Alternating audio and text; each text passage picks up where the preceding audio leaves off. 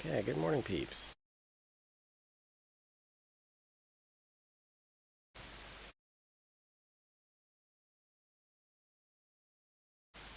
Today I'm trying to fix the tournament options screen. It's currently, the code is pretty bad and it's in bad need of rewrite. So I'm going to spend some time and switch it over to something better and make sure that it uses some of the new backend stuff that I've been doing over the last couple of weeks. So let's get started.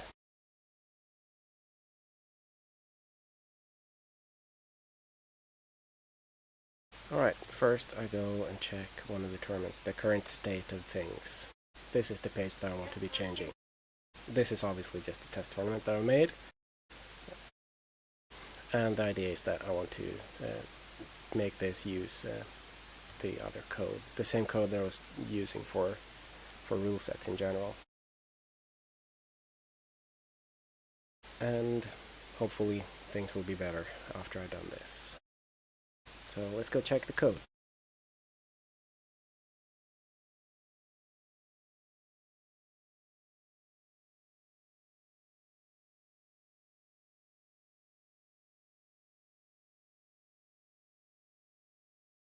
And also let's go check the dev version of the site rather than the live version.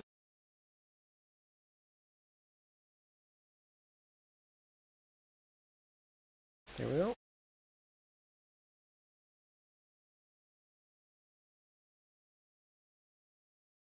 And also, if you want to talk or if you have questions or whatever, the FUMBBL stream channel on the IRC is a good place to be.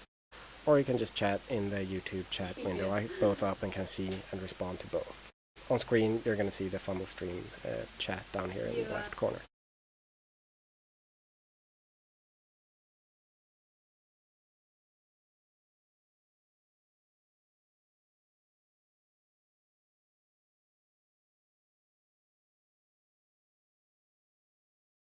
So let's find this code.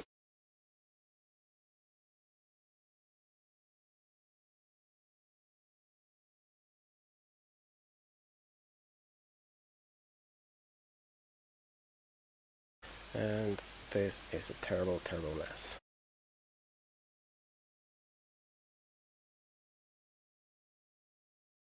It starts somewhere here, I believe. Yep, it says op create here. That means that it's create here. So all of this mess needs to be dropped, and I need to redo this into something a bit more functional.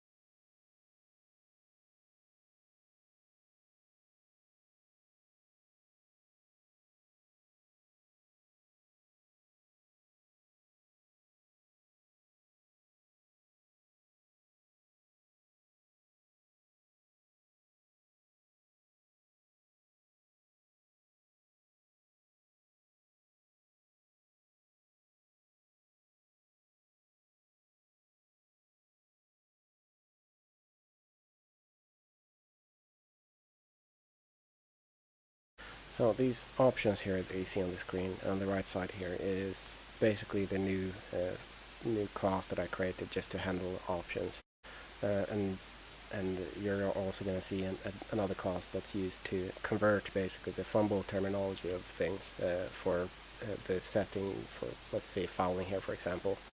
The FFB client or server, it doesn't really handle options this way, so I need to convert this drop down into different options. So there's a conversion function where I take this fouling one, which is an enumeration, and let's see, it's called fouling, and here it's translated depending on the type of depending on the value it's changed to. So if it's set to armor, it adds a foul bonus true option to the FFB server. So this is one of the big changes that I did. This is one of the big reasons I wanted to do this, so that I could filter and deal with the options in a more generic way and better, pretty much. Because otherwise I was going to have to duplicate a lot of code. When I was doing the rule set stuff, I can show you that as well.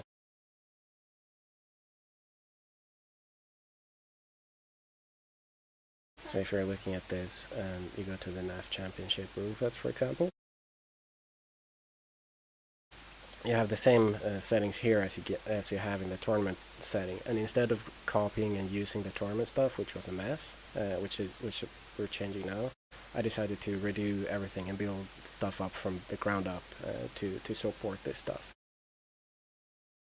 And in addition to this, I wanted to use the new API that I've been working on for a while to change and update these values.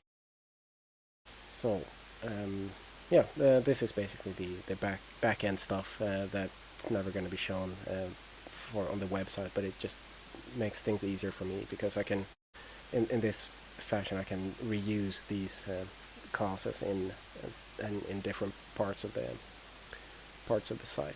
So, for example, the tournament editor, the tournament options where we were just now, this is going to be remade into using this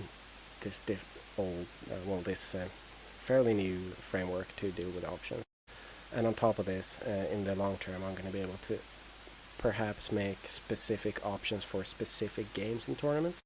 So, for example, the Road to the NAF Championship tournament currently is running a 6th-round Swiss tournament, but the sixth round will be sort of the top 2 teams will be in the final. And because this is a final, they need a winner, which sort of forces me to add support to have overtime set to that specific match in that tournament, whereas the other tournaments, well, the other matches in that same round need to be running with the normal rules, so they do not use overtime. But that's another thing. I'm not going to be able to do that for this.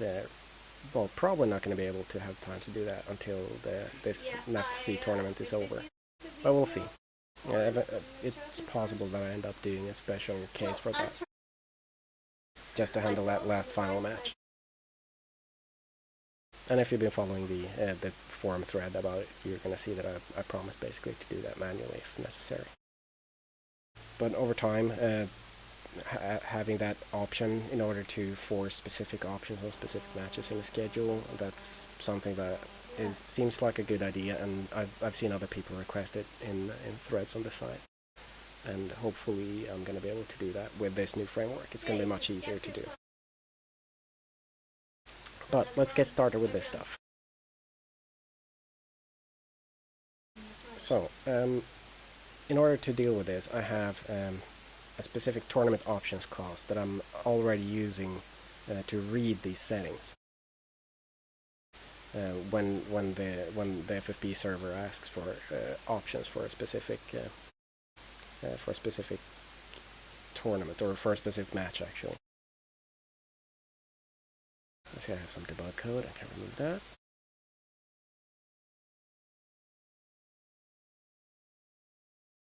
So this tournament options class is something that I'm going to use. It's just an extension of the rule set options, which is the basic league settings that you have. You're going to see very similar it's going to be very similar to this stuff. If you go here and client options and team settings, you have team settings for starting treasure and players on team. You're going to see that the starting treasure is here and players on team. We'll start players there, max players, blah blah blah. All this stuff is corresponds to this page, and the client options section up here, this stuff will correspond to what's on the client options here. And then we also have rosters, which currently is in a very early state. This is something that I'm going to be focusing on after I've been doing the tournament options that I'm working on now, in order to add functionality so that you guys or users or coaches on the site can make their own rosters in order to add them to their own leagues. So that's basically soon-ish. But again, I'm being distracted. Let's go back to tournaments. So the first thing I'm gonna do is to check what state this stuff is in. Basically I want to take this configuration array here, which is terrible. It's just repeating stuff. It's not good at all. And I want to replace that with using the tournament options screen. The thing that is a bit more difficult here is that the tournament options themselves have some settings that are not actually part of the rule set options. So all this stuff, the turn limit, the turn extension, I wonder if that's even, I don't think that's even used at this point. It's legacy stuff. Either way, the style is not actually part of the rule set options for obvious reasons. And this name and seasons and stuff, all that stuff, all those things are not really part of the tournament per se, or not part of the rule set options. So I'm going to need to figure out where I want to store them, if I want to keep them where they are now, or if I want to just come up with something to store it in this tournament options structure that I've built.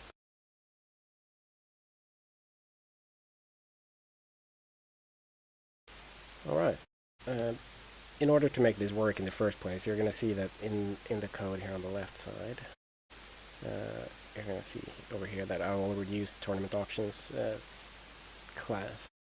This is because I had to do some emergency stuff to make things work properly, so that tournaments could actually override the league settings and stuff like that. And that's also why you see this use custom settings for this tournament, which is on by default for all tournaments, for all old tournaments, whereas new tournaments will have this off.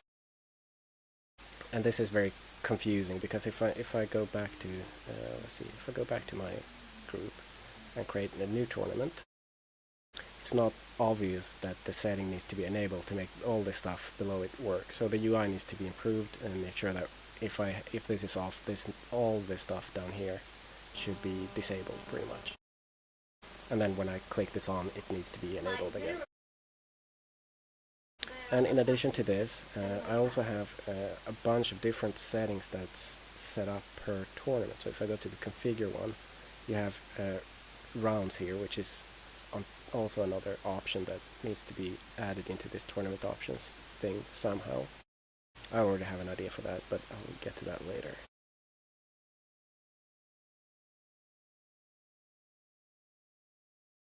So let's create one of these round robin tournament, just to show that there's more, depending on the type of tournament, there are different options in the configuration thing. This is basically a scoring grid, which looks terrible again, but again, stuff that needs to be fixed. Might get to fixing some of this UI stuff to make it look a tiny bit better. We'll see. I don't have a humongous amount of time, so like 2-3 hours at most. So we'll see how far I get, and maybe I'm going to be able to push some of this stuff out to the live site, and maybe not.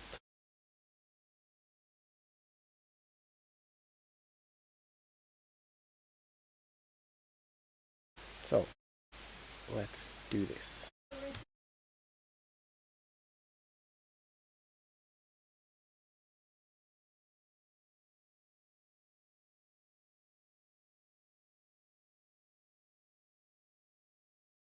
The first thing I want to do is switch this from being a part of the big tournament page. This is all this tournament stuff, it's humongous, I don't want to have that. So the first thing I'm going to do is to separate this into its own page, just like the way that rule set stuff works. And it's also going to be similar to how, let's see, this team option thing works. It's going to be, and for some reason this is not showing well. Oh, never mind. It's going to be similar to that page as well. I wonder why that's not working. Oh, that's going to start to bug me.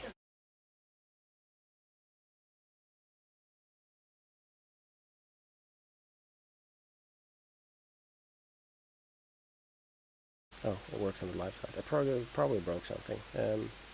Let's see.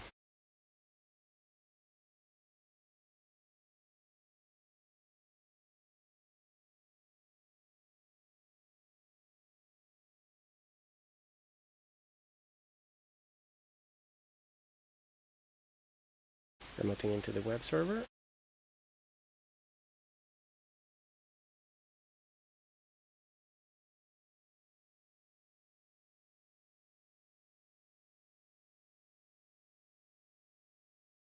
And no error there, so it must be client side then. Let's see.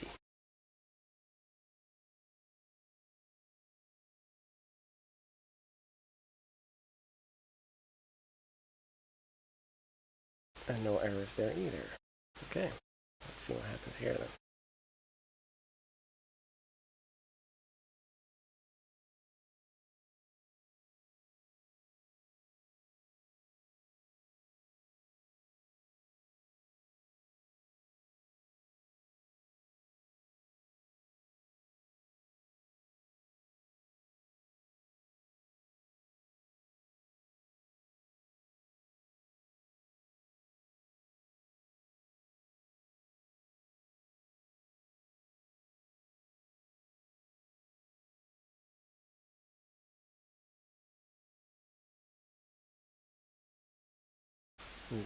What I'm doing now is I'm checking what the browser is actually fetching when I'm clicking on things. Well, when I'm start loading the page. This is just positional information from the API. This is the team information from the API twice. I wonder why that's done twice. And this is the rule set information for the tournament that this team is part of. Because all of that is... let's go here and check this team.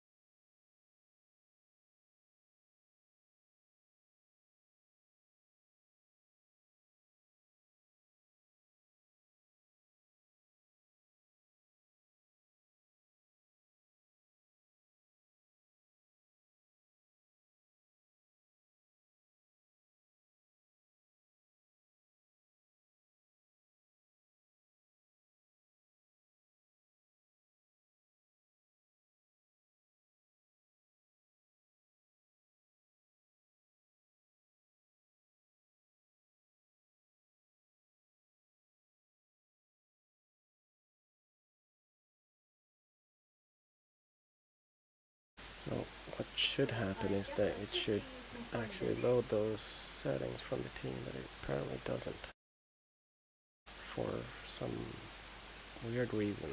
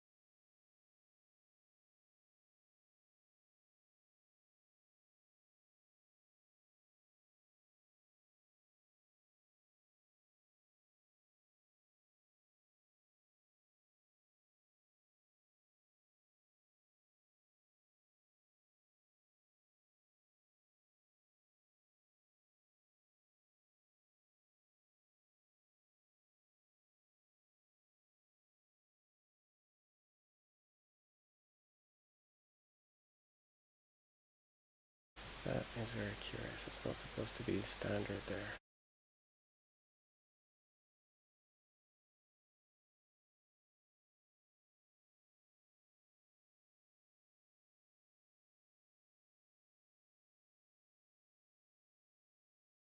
Well, clearly something is strange here.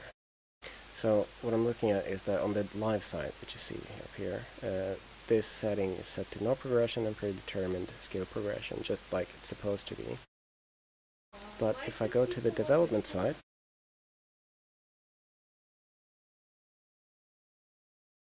it reverts to default settings for everything, and that's not so good. So something is weird. And I'm looking here with my with SourceTrue, which is the one that the app I use to do source control. I'm checking what's actually changed here, and I haven't really changed much at all. There are no significant things here that make any difference. These are the comments that I just removed earlier, and for some reason this is still not working.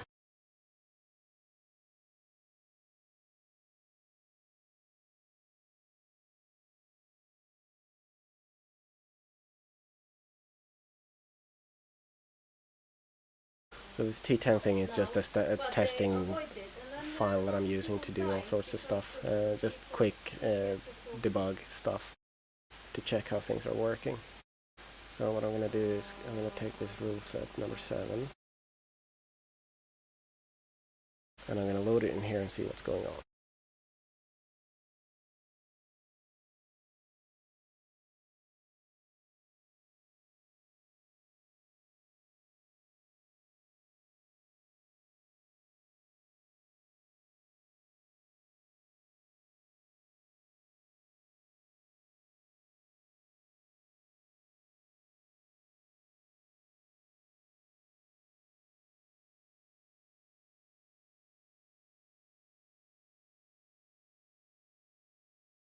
And this is basically a dump of all the settings. And I'm looking for basically under team settings, the team progression and skill progression. So this is client options. And this is an array of 2. I know how this is laid out basically. So I know that the current options are first, and then after a while you're gonna have team settings. And here's the team settings. And we are looking for team progression, and we're looking for the value which is set to standard.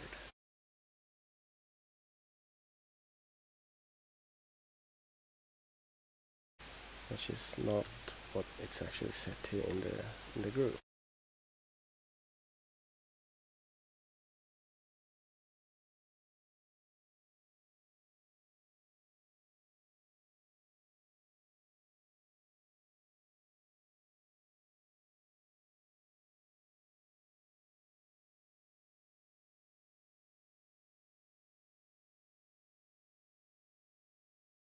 So this window here is just a terminal into the database directly.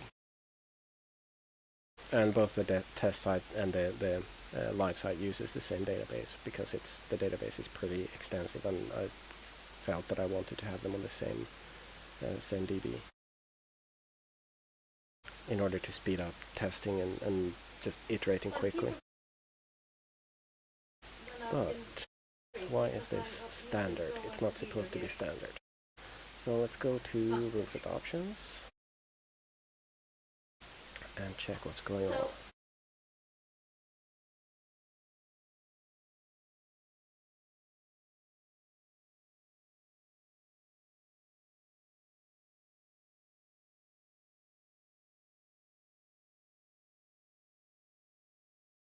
And obviously the code is running here. Something else is weird.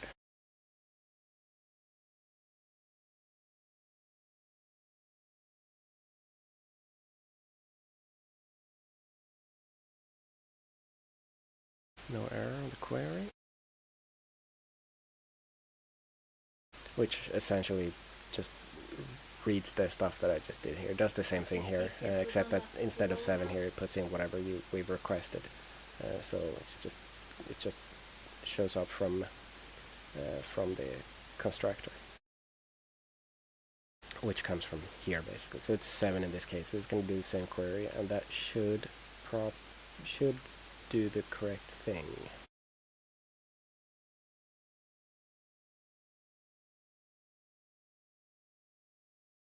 And it does on the live side. That's very strange. I mean, normally when there is changes, like I change it right now, then you see that there's changes here directly. The file is changed and I need to commit this. Obviously I won't, because I don't want to be printing stuff out right here, because that would break all sorts of stuff.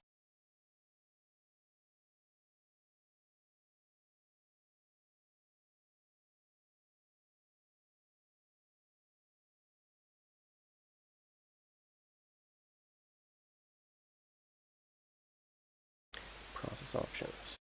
Let's print some debugging for here.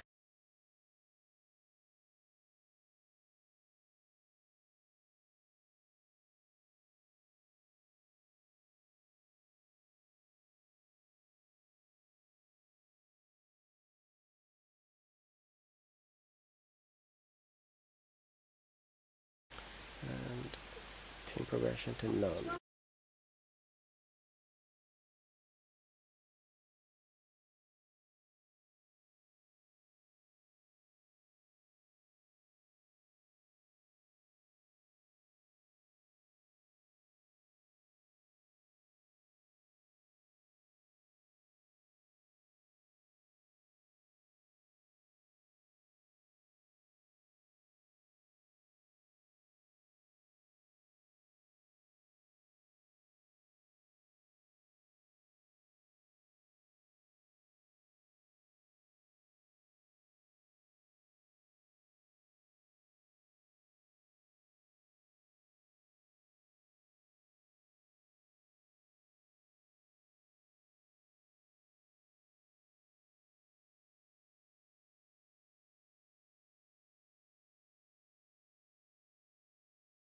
Let's see here.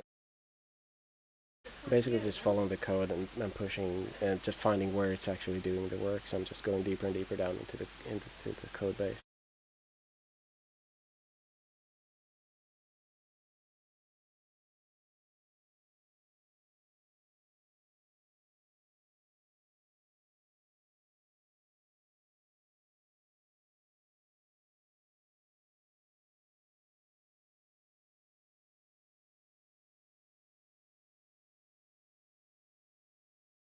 Still, it hasn't lost anything at this point.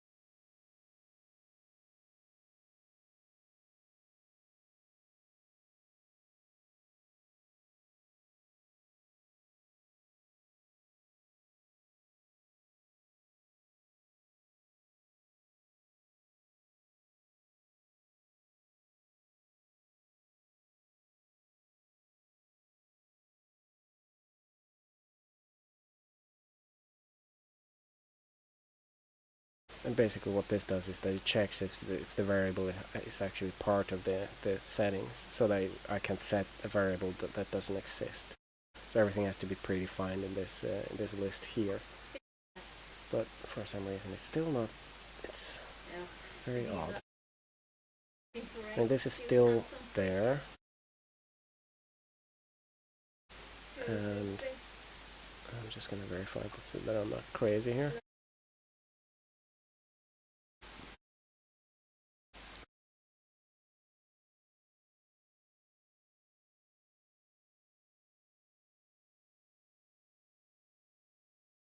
I think this is doing what it's supposed to. What did I change? Did I reset to none though? Huh. Well, funny.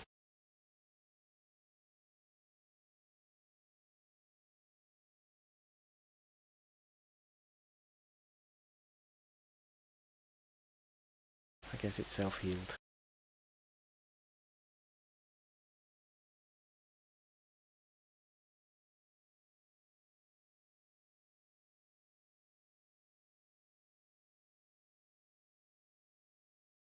and now the page is working as it's supposed to.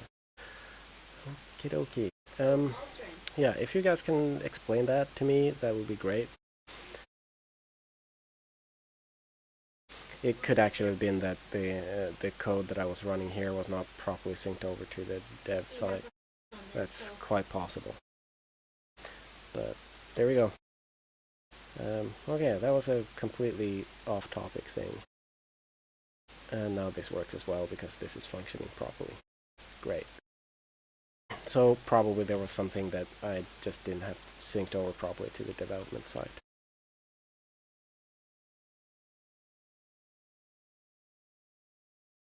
So anyway, I want to be using the same type of framework that I'm using here for the tournament settings.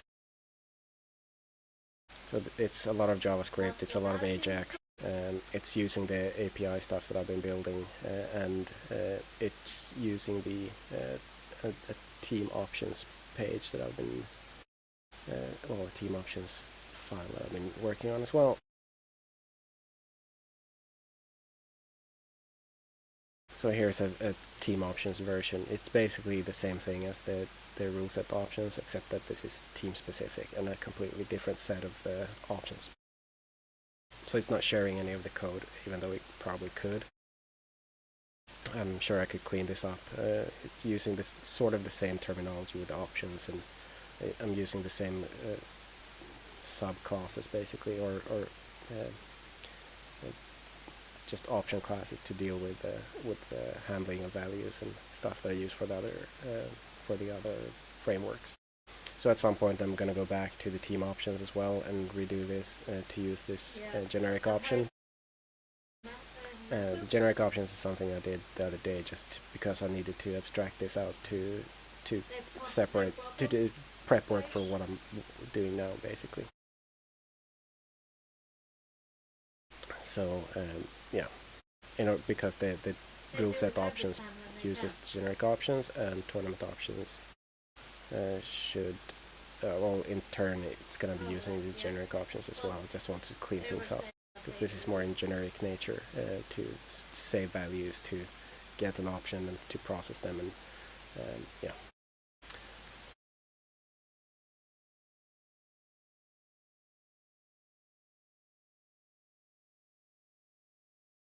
So let's go back again to the team tournament editing. So since I want this UI to look roughly like this, or like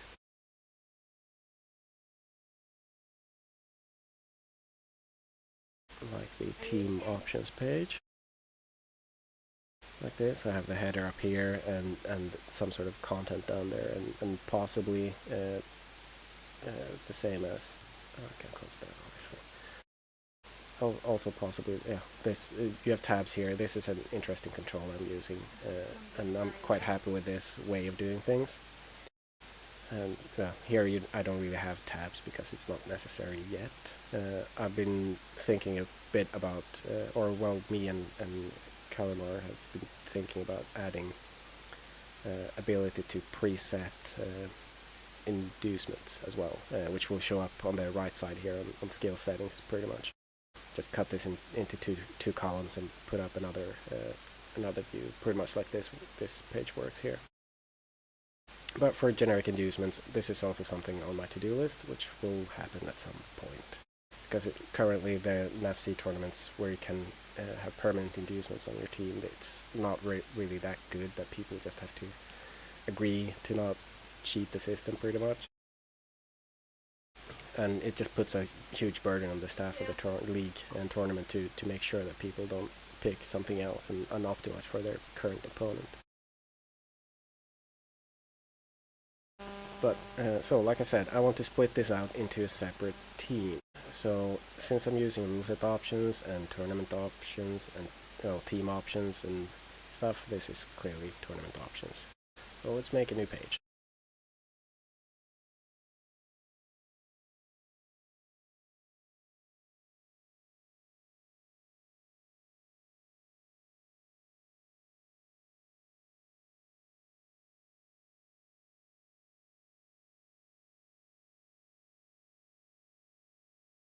Actually, let's be lazy.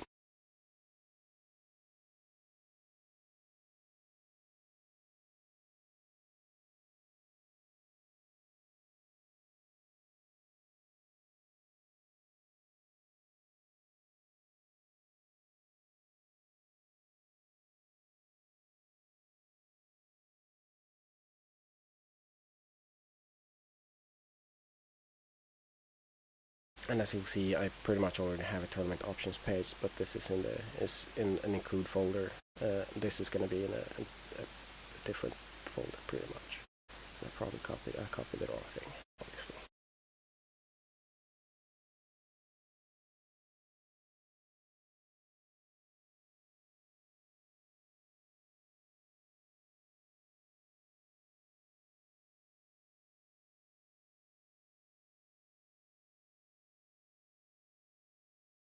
This is what I wanted to copy. It's another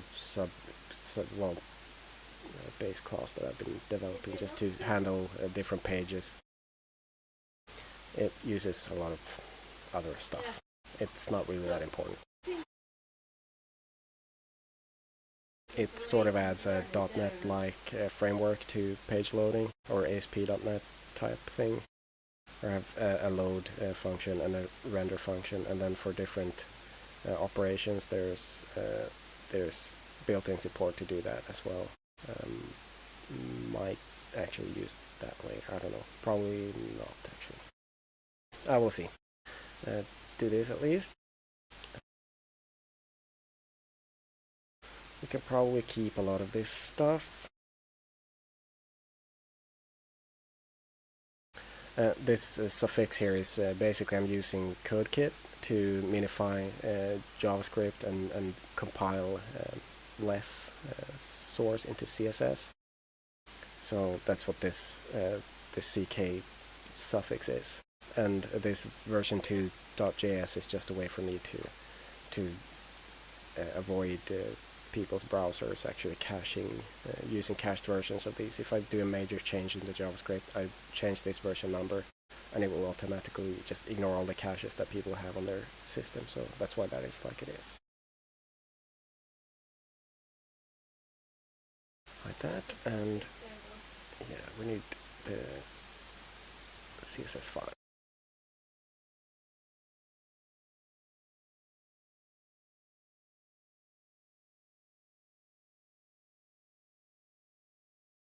And since I'm using less, which is a language on top of CSS, yeah, it looks a bit different than the CSS that you're used to probably. If you haven't seen less, then this is very nice language to actually use. Very nice addition to CSS. It's very similar, but you can do things like this and nesting, and this import is also less. This is what CodeKit deals with for me. It compiles the less files into CSS.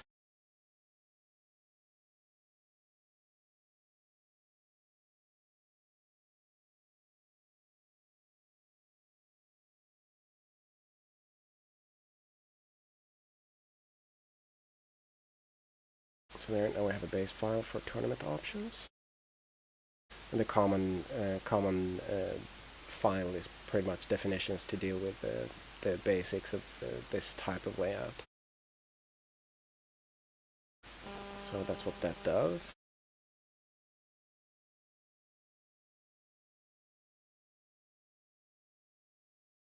And here obviously I'm adding a JavaScript, I'm adding a header. I should have an add CSS here probably, but I've been too lazy to add that function. I can load the ID, and this stuff is team specific, so we don't need to do that. Yeah, this is the team specific stuff that we can remove. And I'm just double checking that we're on the correct file, so I'm not removing it from the team options page. That would be unfortunate. Not the end of the world, because I have all this version managed anyway. But still. So for the load, add some headers. Team ID, I will call it that.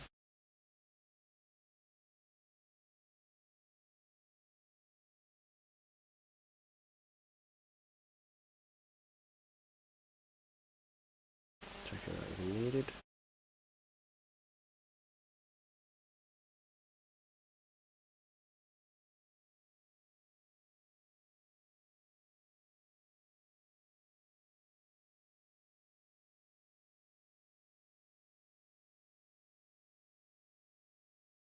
Okay, render tournament options page. Let's see, class page. If we are the owner or if we're a manager. Because tournaments have different managers, and I want to be able to or leagues have different managers. Just like rule sets have managers, leagues have managers.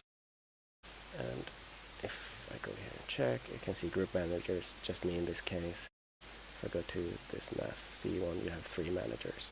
And I want all of these people to be able to edit these settings for tournaments. Go back to a test group.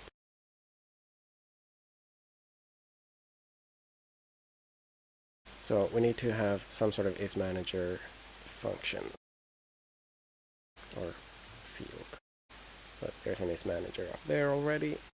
I guess I copied this from something.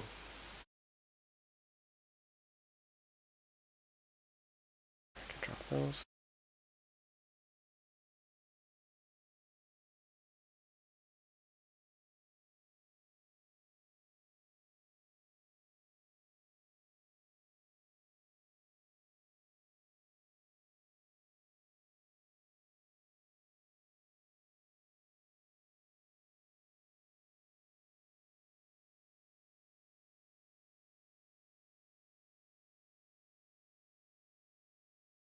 This is pretty much the lazy way of doing this. I don't have a class to deal with tournaments as such, so I'm just going to do a straight database query. It's inefficient. I should probably have a tournament class, but there you go.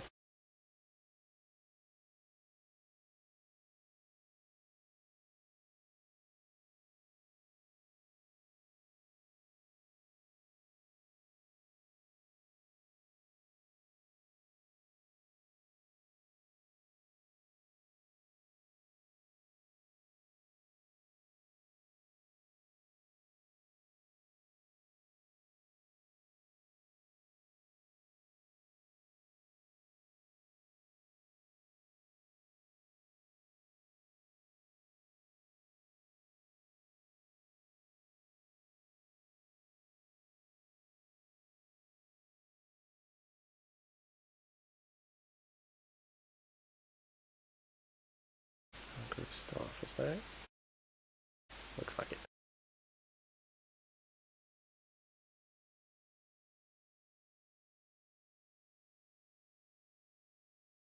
This stuff was a long time ago I wrote, so I don't even know what the tables are called anymore. But let's check what my group is. Let's check if my group is properly set up.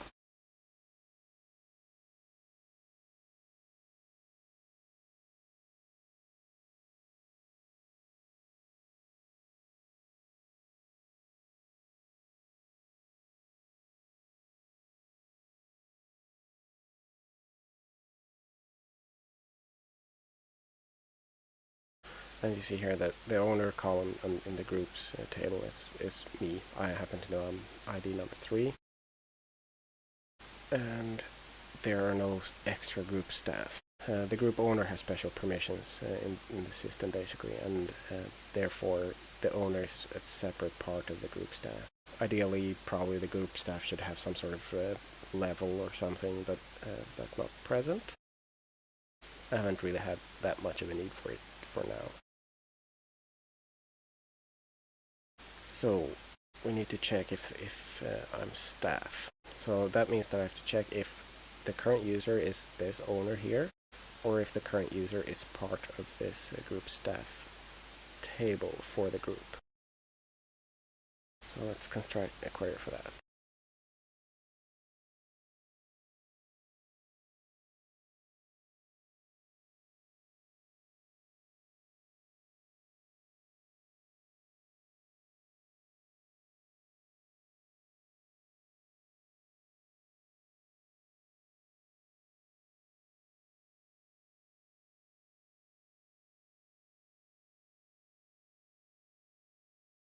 Oh well, there we go. Alright. Query to check if I'm staff.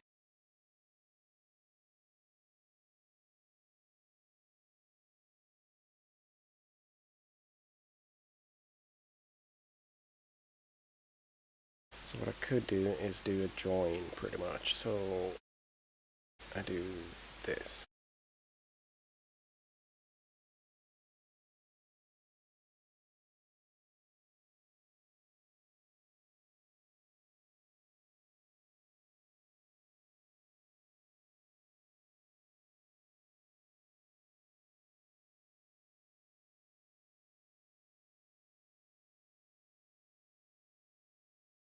Or perhaps I could...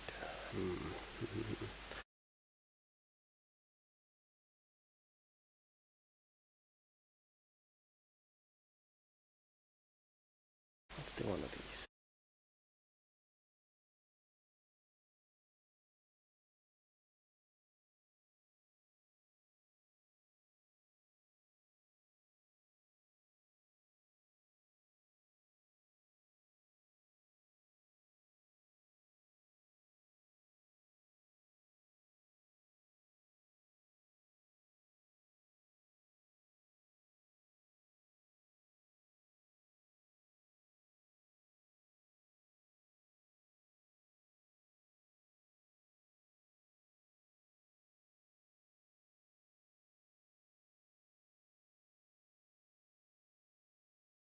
So this should, if I am correct, it should give me back 1 or 2 lines if I'm part of this. So if I get any results, then I should be part of the staff.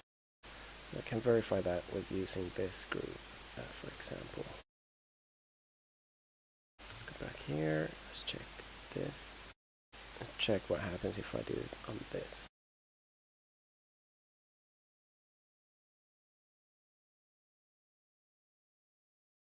And I'm hoping that I don't get anything because I'm not part of the group managers in this group. Okay, good stuff.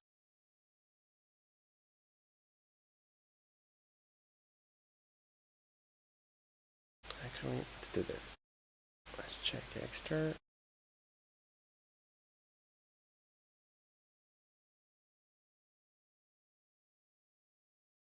And he is 228347.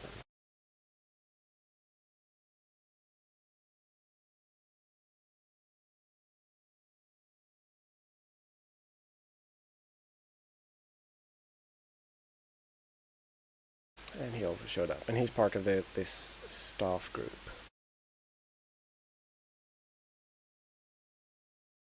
But not the owner. So this query seems fairly solid.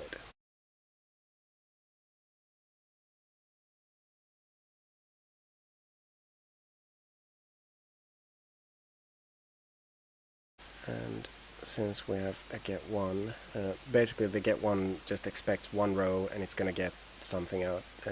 Just return the first value that's given back to it.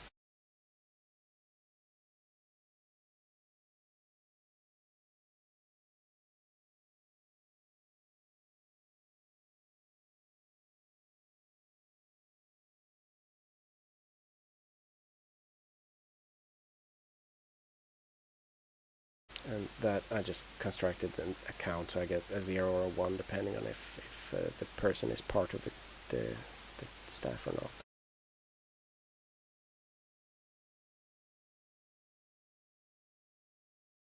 Okay, I'm happy with that one.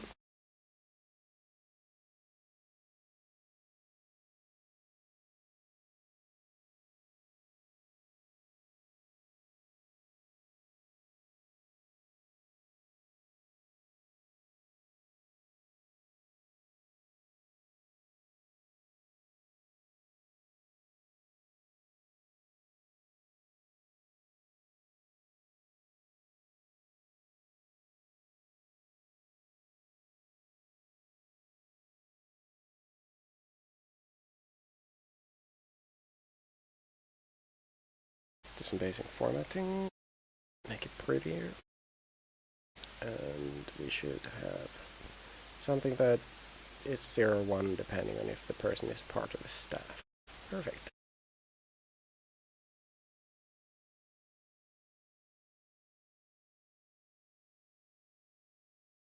And what this does basically is that it now come back to this part again where it actually renders the page. And this makes it adds a class called edit or view depending on if you're a manager or not, pretty much. And this is a trigger for the JavaScript to know that if it should enable or disable the controls. So if I do this, if I go to, I can go to my last opponent who won. We can check his team. So you see that I'm not able to edit this this stuff because it's not my team. And well, on my own team I probably could edit, except that it's disabled for other reasons. Basically the team is scheduled, so it's not going to be editable. But if I check this one, I think I had some here as well. Here, this is my team, just a test team obviously, and here it's editable, and it's basically controlled by this edit. Let's see, where's page edit here, where if the edit is there, it's editable, and if it's not, then yeah, it won't be editable.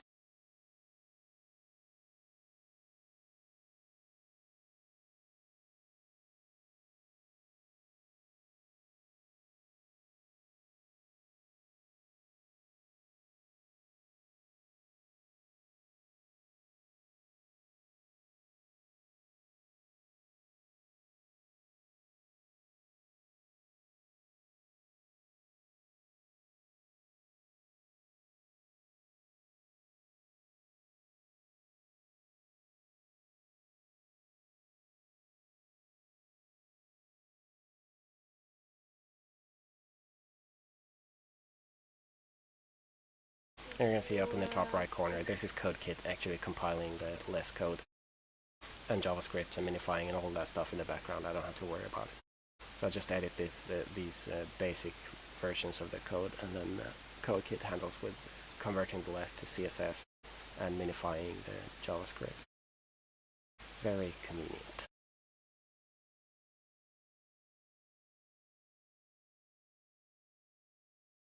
So here we have a panel, tournament options header, and I wanted to have the sort of similar,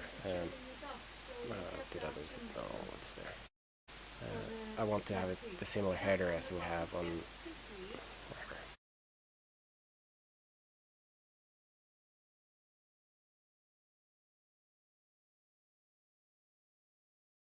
The same header as here. So this panel up top is basically this top panel on the page, and I want to have the same thing. I want to have the name just like I have in the team options page. Let's go back to one of those. That's a bit simpler. So I want to have the same. I want the name of the tournament in this case, and then I have some sort of backlink that I want to take back to the tournament page.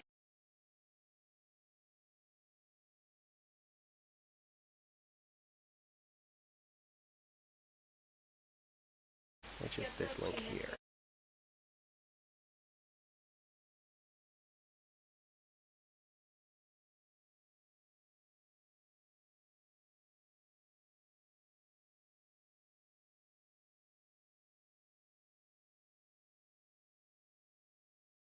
Just switching it over to use the more modern way of doing things. This /p thing is just a rewrite for what it actually was when I pasted it in. It doesn't really matter that much.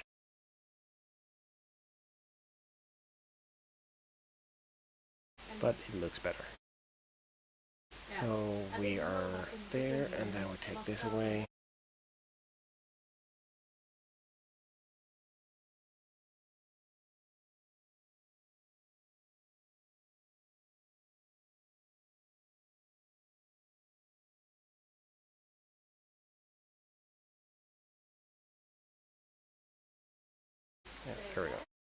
pressing the wrong button. I haven't pushed the talk button.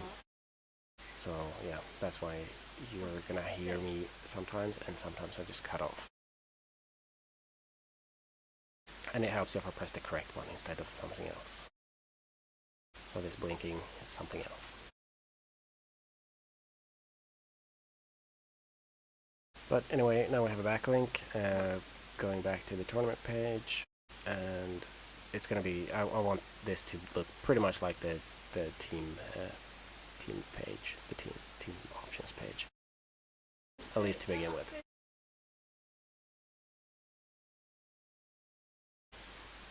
Page marker, that's the tab thing there that you see in the rule set page. You can leave that, it doesn't matter. Tab navigation is the actual links for different tab pages. I'll leave that in as well. It's going to be invisible pretty much anyway. The second part is the lower part. It's down here. I want to have a panel there. I want to have some sort of tournament settings here.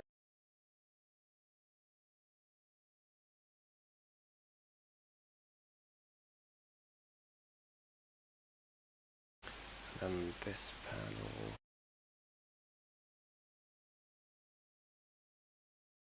This panel is the green panel here.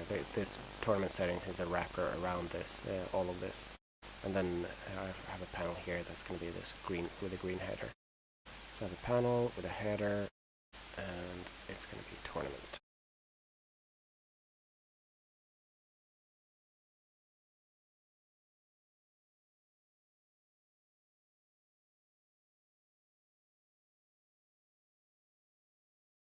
And obviously here I'm going to have the equivalent of what we had in the tournament page. So this stuff are the same thing that we had in the rule set page as well. I'm probably going to take it from there because I have it in the similar fashion there.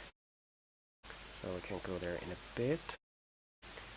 Edit controls, we want save, and we probably want the reset one too.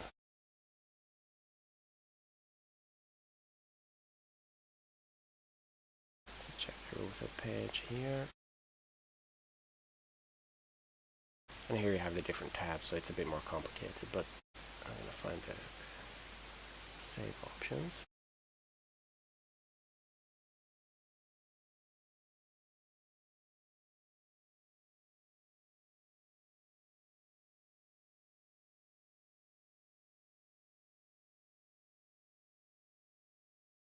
Take those back.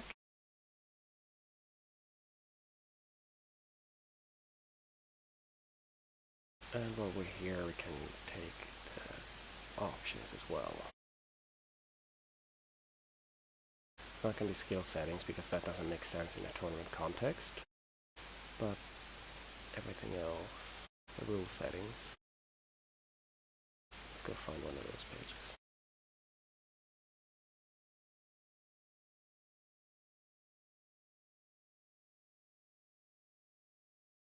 So this page basically, I want both the rule settings and the skill settings. I want everything from here because it's all shared.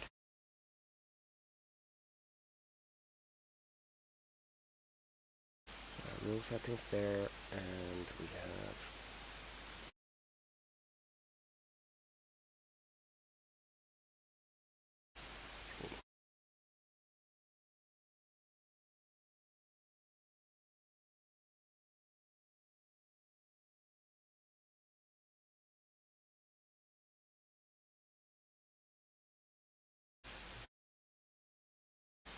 rule settings and skill settings, and then there's probably a tab somewhere with the team creation stuff. Yeah. Here.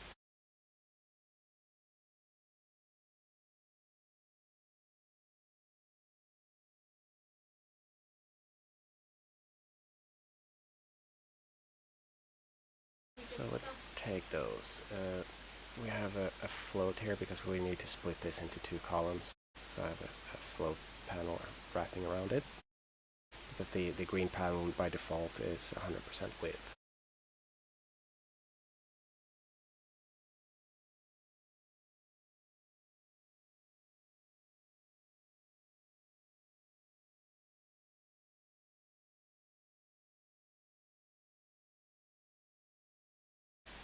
code and put that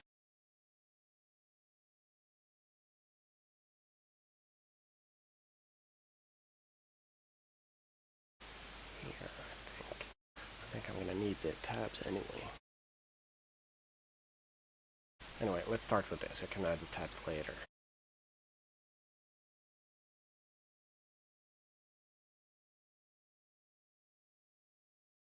Let's remove the green panel here. It makes no sense to have nested green panels.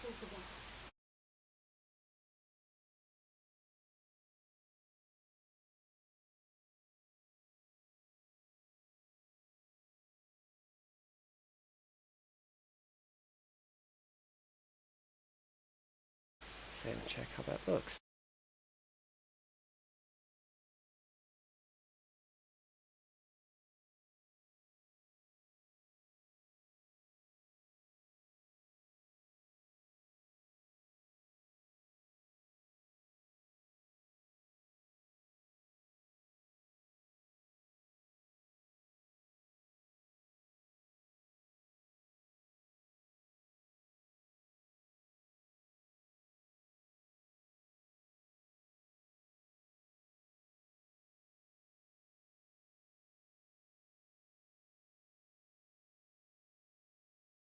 That looks interesting.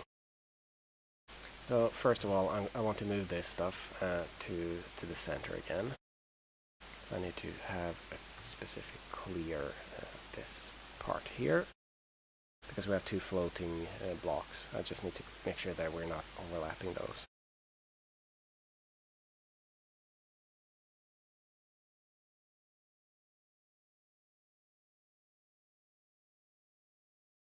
And there's those in the correct places. Overall, this is pretty decent. I obviously want to change it so it looks similar to this. This page, the rule set page, is quite a lot better looking, so I want to be switching it over to that. It's basically styling that's lacking.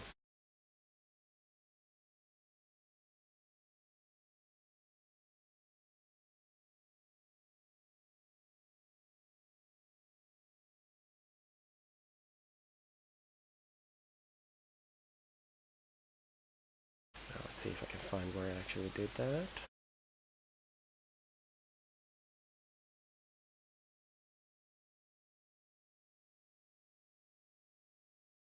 And here you see the definition table and definition term, I think, and definition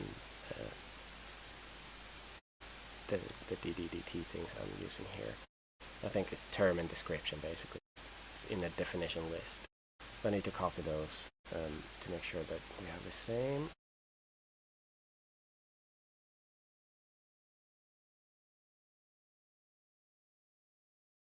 Save that.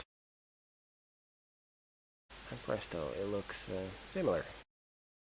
Header is still not where I want it, so the header thing I need to move as well.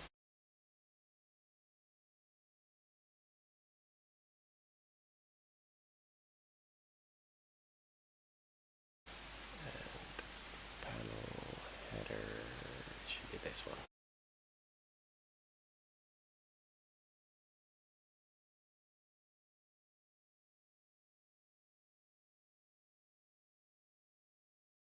There we go.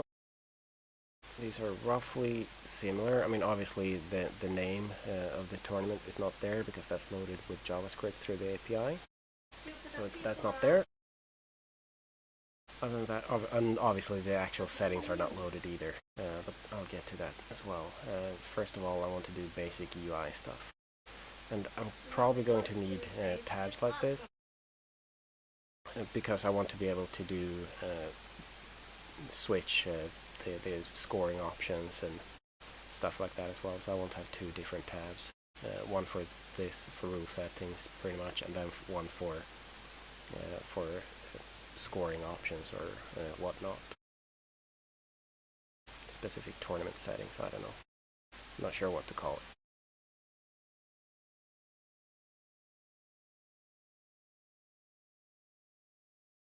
But let's start with this stuff. So what I need to do now is to have some sort of API and add a JavaScript basically that loads this information in as I wanted it.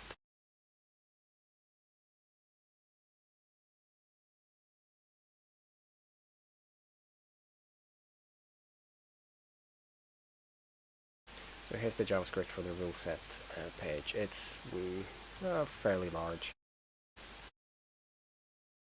but overall it's not really too complicated.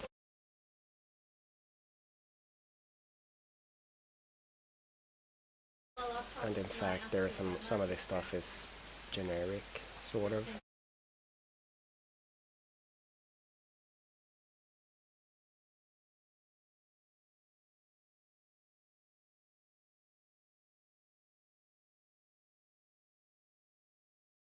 Let's see, where do I begin?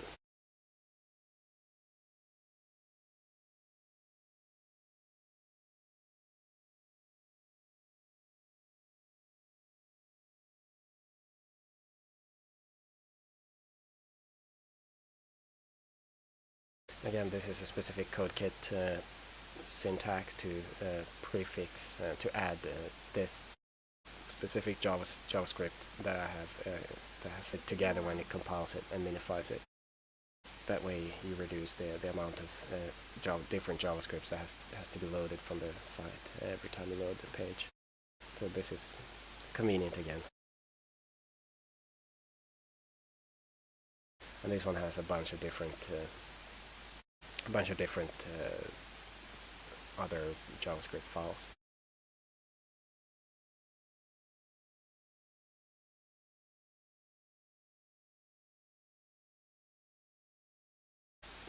Text type things. It's a fairly simple thing to be able to do a default value on an input, and some other very basic things. It's used here and there on the site.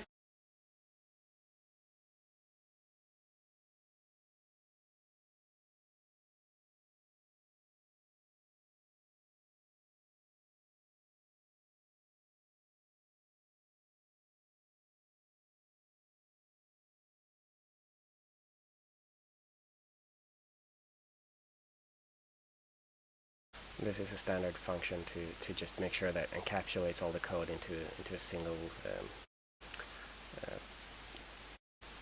closure. It's what it's called pretty much. It pretty much just makes sure that all the code that I put in here won't be able to be accessed from outside scripts. So very, very common construction.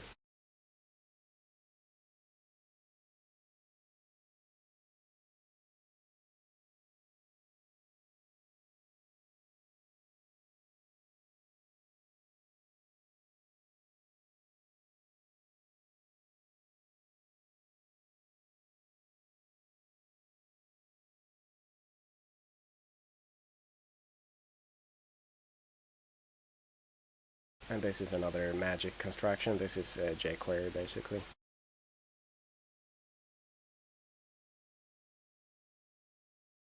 And what it does is that it runs this script when the page is finished loading. It's a bit more complicated than that, but pretty much it's a starting function for things to start to run when the page is ready to actually handle that.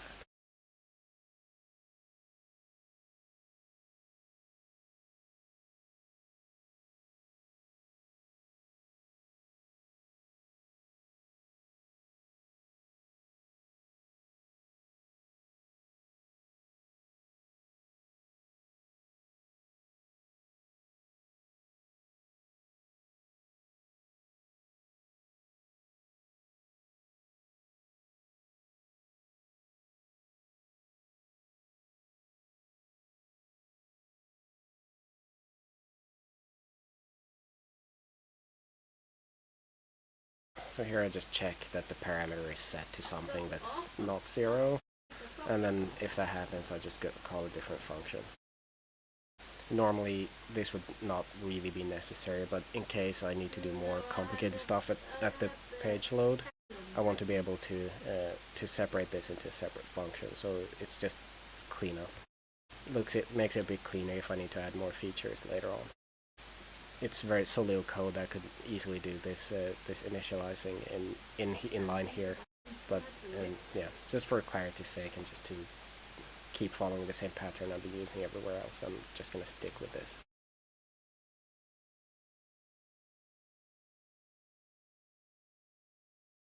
So if you see the rule set page, it's a huge huge constructor basically that does all sorts of stuff.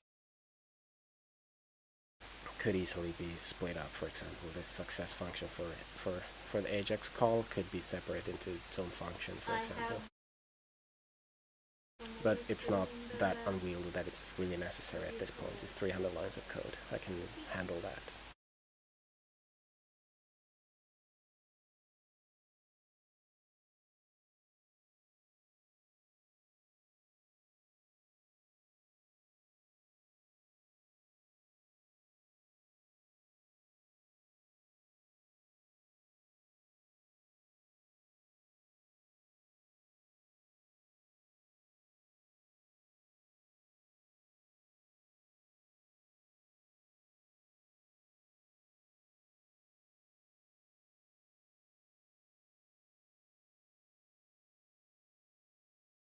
And here's where I load the actual edit class thing that we saw earlier. I can actually move this over here for now. And if you check the tournament options, this is the class. I'm checking for this value basically with this function, so that I know if the user should be able to edit this stuff. Obviously, this is only a client-side control. All the actual changing of stuff is tested and checked on server side when things are pushed to the server. So this is not the only way I protect the settings.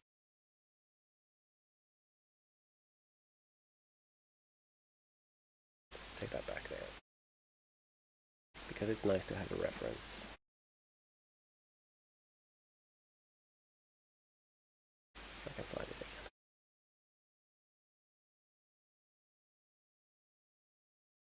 There we go.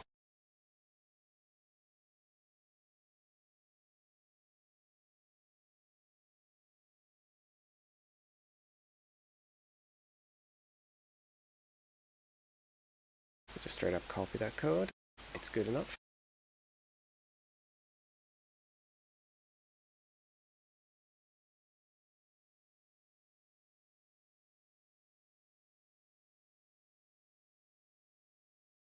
And what this does here is that it on the rule set page, that's the handler for the reset button, and that way if I let's see, just tournament template. Let's go to a rule set, my test rule set. Yeah. So if I change stuff here, you see that there are some markers that keep track of things, and then if I click reset, it just resets it back.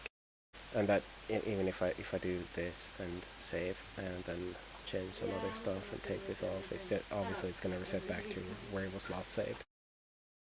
So that's what the reset handler does here. So this is just a way for, again, jQuery, bind a click event handler to that button.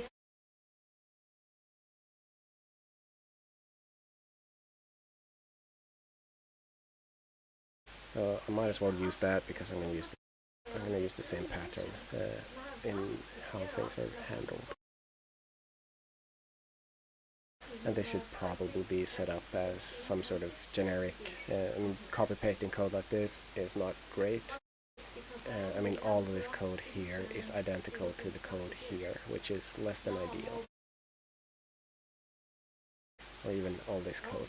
This is just a straight-up copy-paste, and I should probably generalize this into a standard page, and then add rule set specific handlers into the rule set page and tournament options specific stuff to the tournament page. But for now it'll do.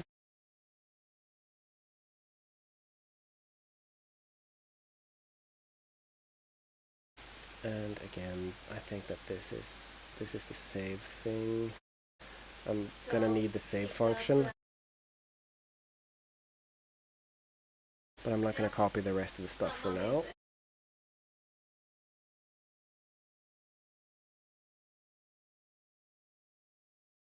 So we just do that.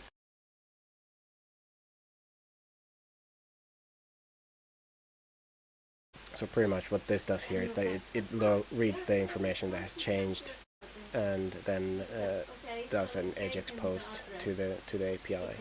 You see here API rules set options,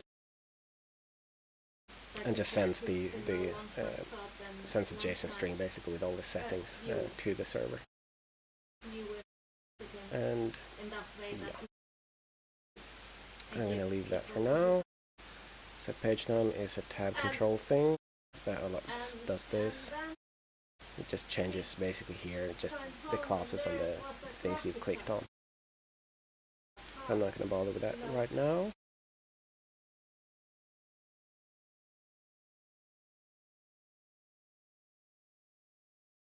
And let's see. Here's a handler for this stuff. So when I change to these, it changes the text here below it, so, and updates things. So there's an event handler for this as well, and that's here. This particular piece of code, and this sets the default text there. And let's see, this is again tab control thing. And here is the big thing that we want to be doing. This is the one that gets the information that's actually set up for this particular rule set. I want to do the same thing, except I want to do it for the tournament settings. So I want to do that here somewhere.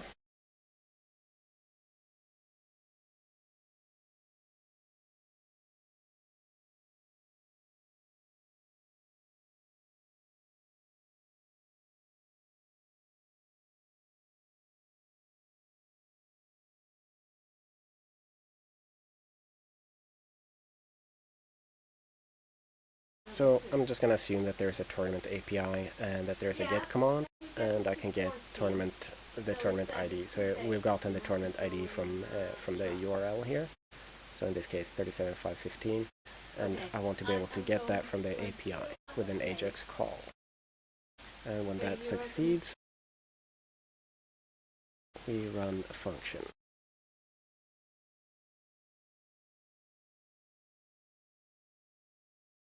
Something like that. I can do it simple. Let's do the name. So we want to set rule set header, which is called tournament header now. I want to set the name attribute to tournament data dot name. There we go. And that should, when the API for this actually exists, I should be able to reload this page and it would populate this name field that's currently invisible. I can show you that I can verify and show you that it's there. There's a name div here that's invisible because it has no content at the moment. So let's make sure that this API exists.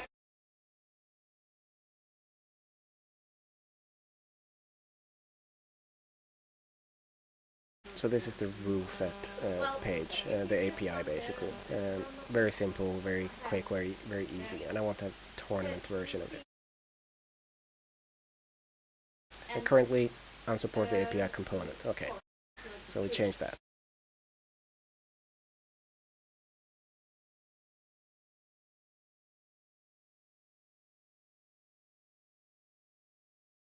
So here's the API component for this particular API. This is the rule set one that you can see up here. So I'm gonna make a copy of this.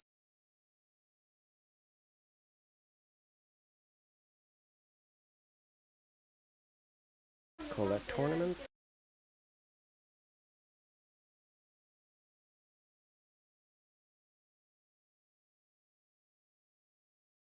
And we'll load the tournament options include that was actually showing you at the start of the stream that we already have. And then we modify what commands we have. let's just do a get for now.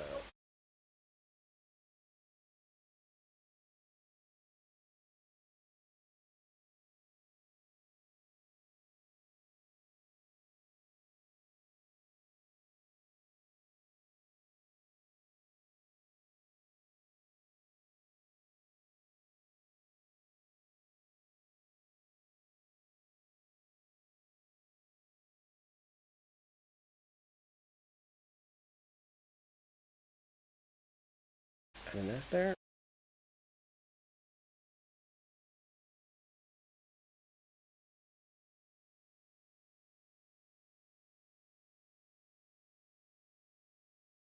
And there we go, load from the database, the tournament information.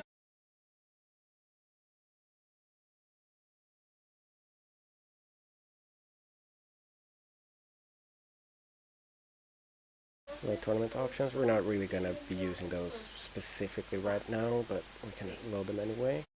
For now, I'm just going to make it return the name, which is the only thing that we need from the JavaScript here on the left side.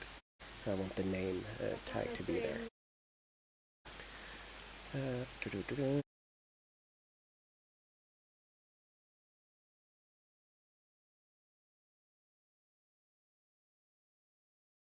Move that to below the checking if the tournament exists. Create a result array. This is just a part of how the API functionality works backend for me here. So I'll do this, check the ID, check name, and actually we can actually do this. Tournament options, get options. It's easy enough to do. This again is a specific, I have options/options. This is the singular form and this is the plural form. Just so I can generate the XML file from this little XML format. Managers.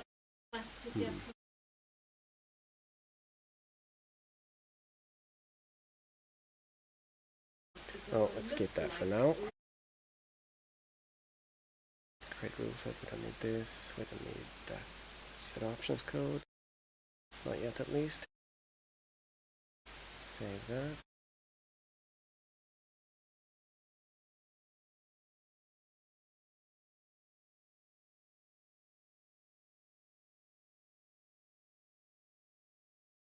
Use PHP.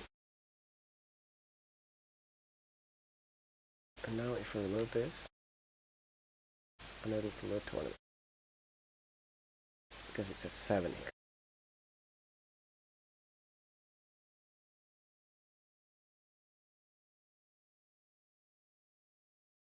There we go. Now we have something that's loaded. Let's check the XML file.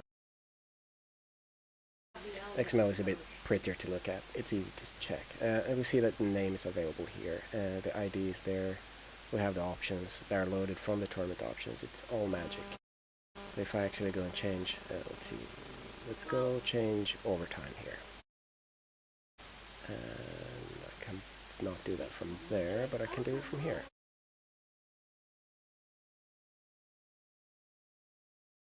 Overtime.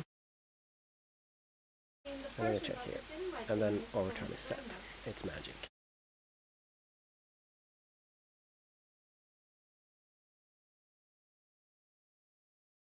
Okay, let's see.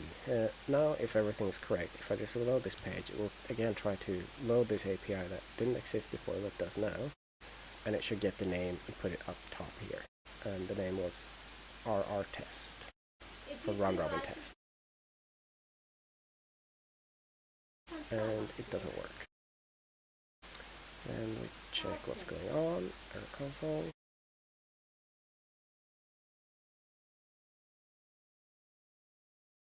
Tournament options. Yeah, this specific version doesn't. This file doesn't exist.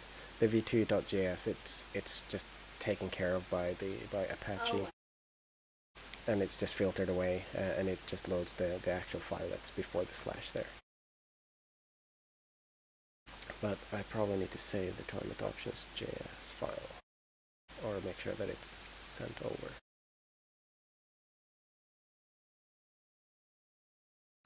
What's this one? Yeah, it's untitled. It's not even saved. So that would be why. Do a build on that.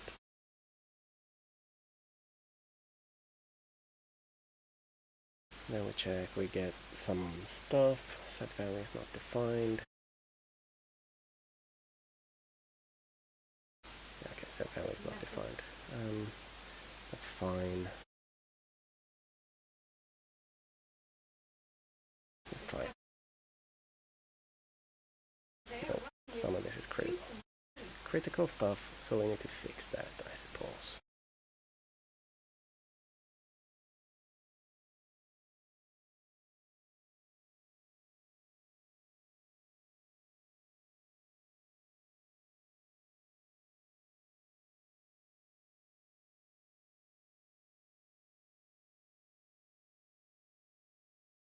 So again, more copy pasting.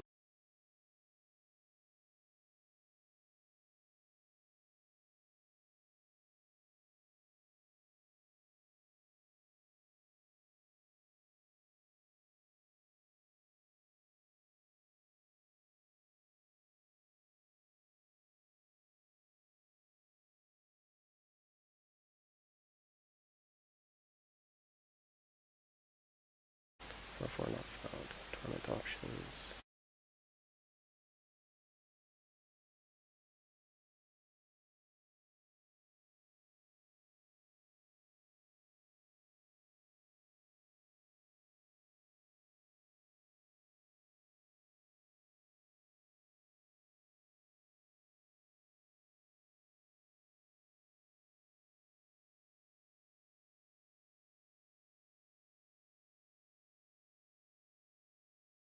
Tournament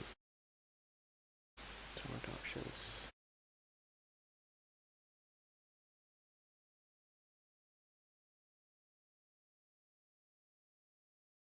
Always something that has to be not working properly.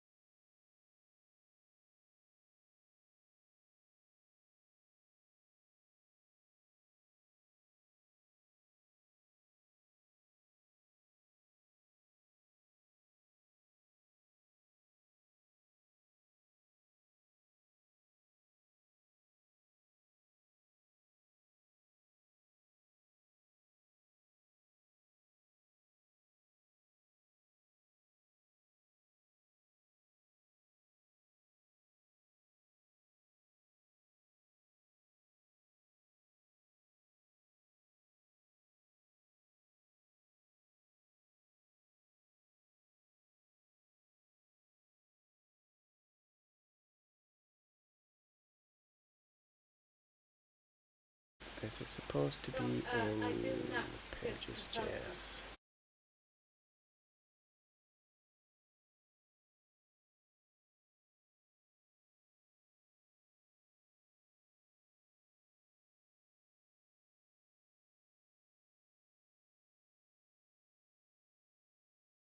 So trying to find the quickest way of fixing this.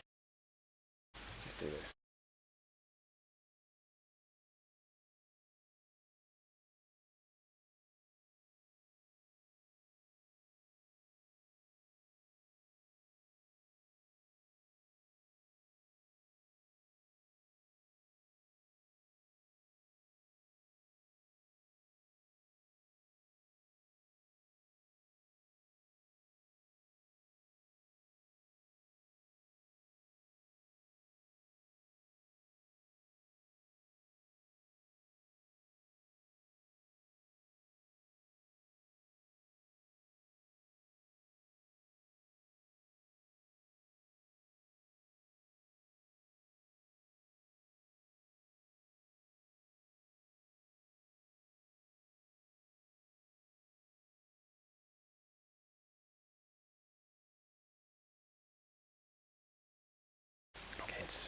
complaining about the progression settings, which is here.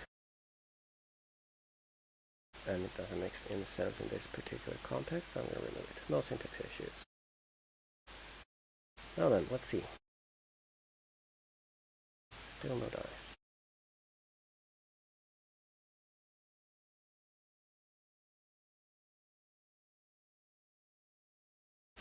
And no feedback.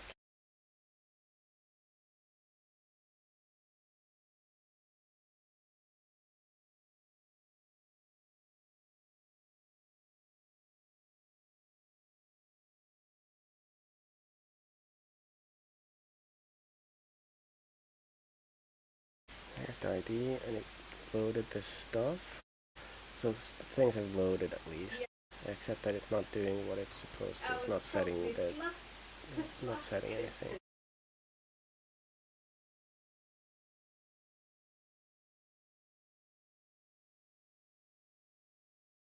So let's verify that this is correct. The selector gives nothing back, which is a problem.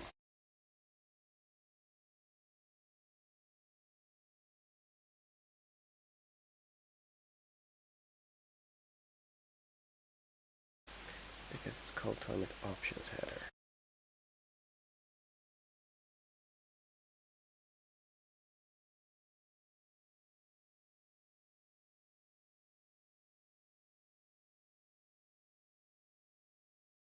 Let's add that back. While we're at it,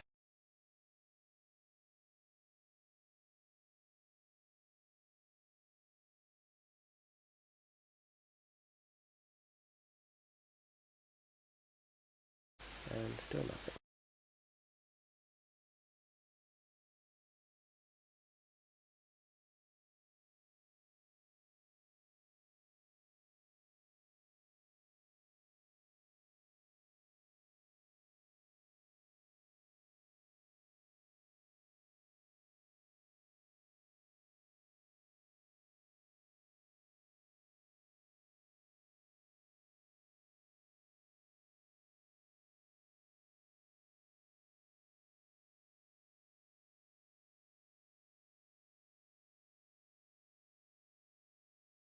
Torment Options header.name actually gives something back.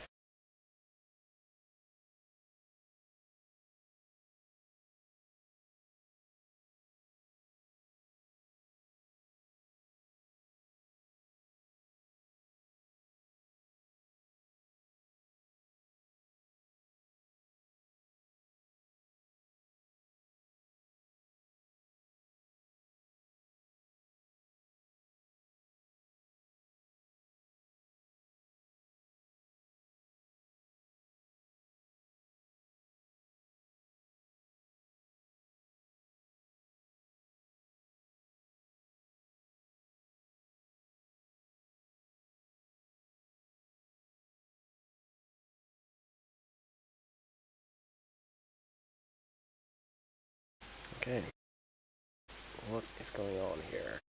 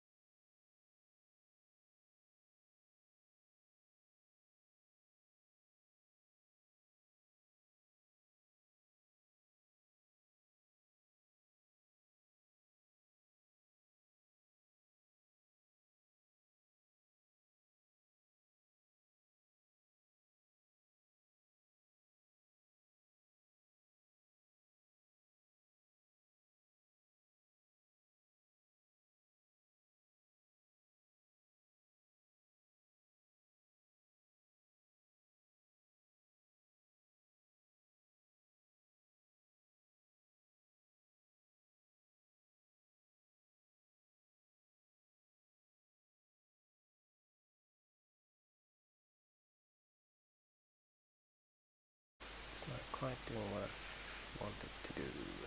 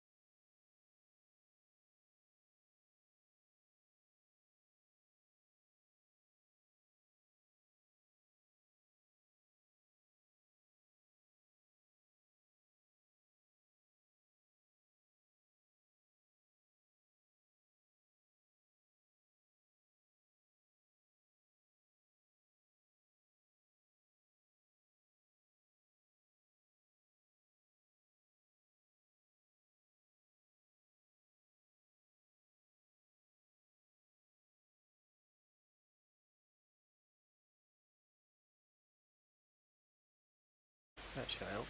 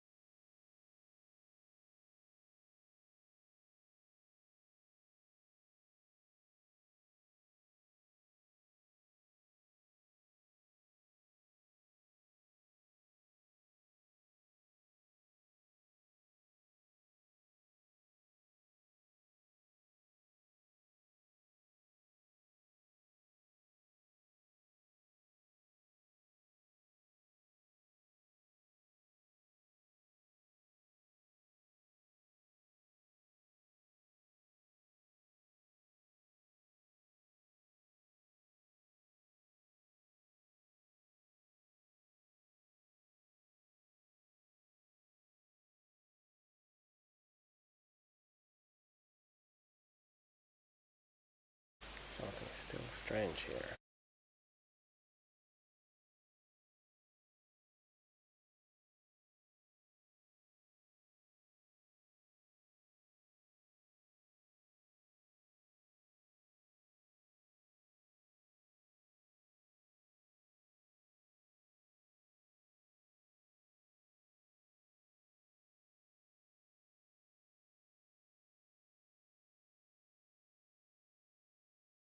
Yeah, that would cause that.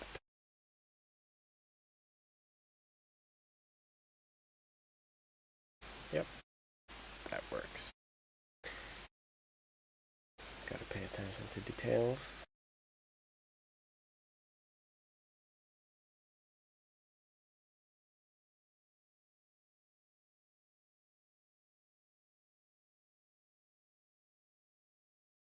Look at that.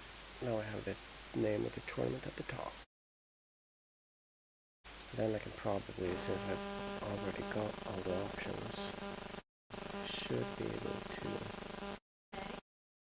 I should be able to apply them to here.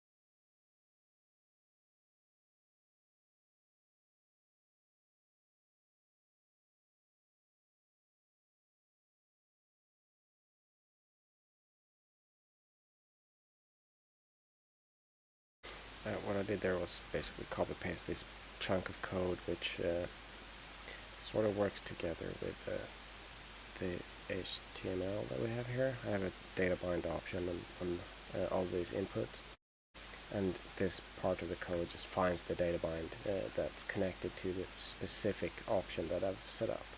So we have options, client options over time, which will be bound to, so this is the tournament, options, client options, and overtime, wherever it is here. So that's why it's actually working right now, this page.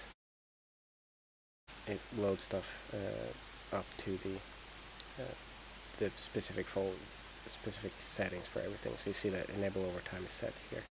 If I go back to the setting here, this is the old code basically, and set all these options here. And we set following to +1 armor.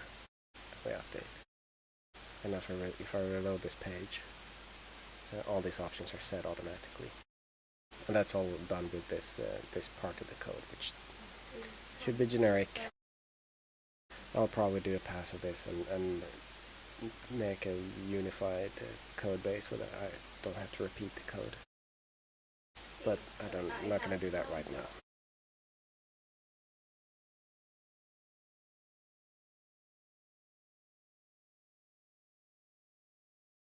And let's see, for some reason this is not editable for me right now. Let's see what that is. Because it should be. Let's not do that. Let's do inspect element. And page view.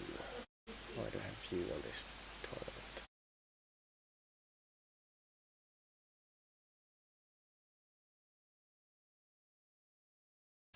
It shouldn't be view, it should be edit.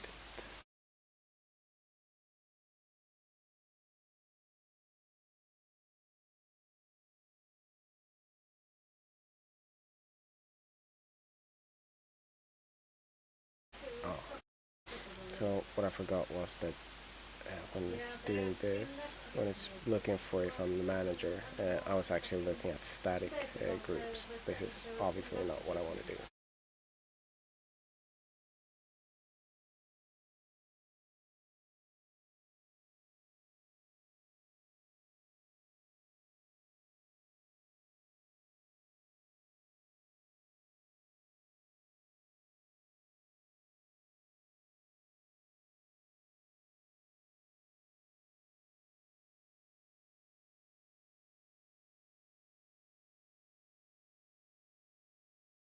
And these plus equals 0, it just forces this to be a number, and that helps me not have to. It just sanitizes the input so that people can't do SQL injection.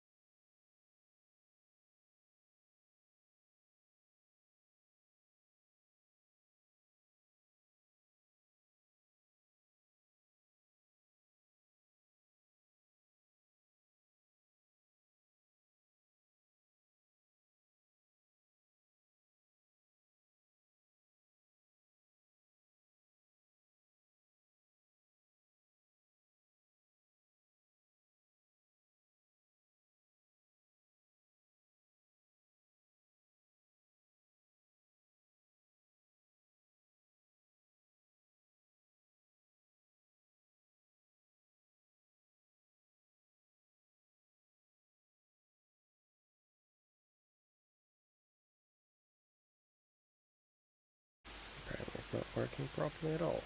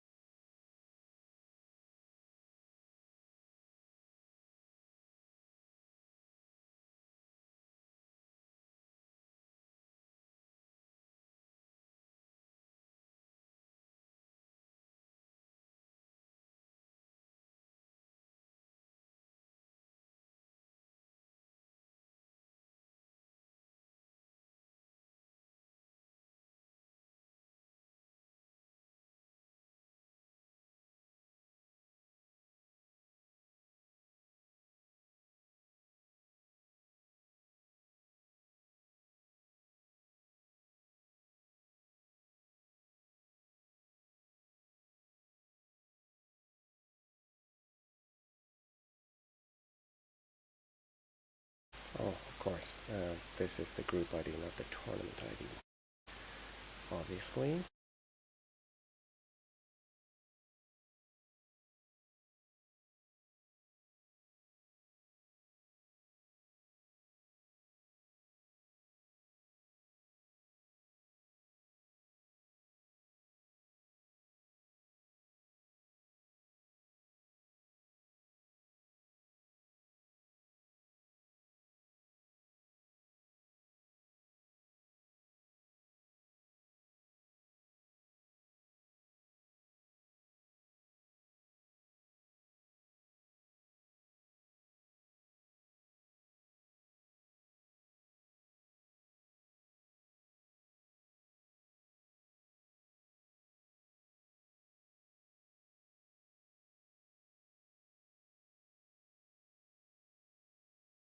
There we go. Now it's editable.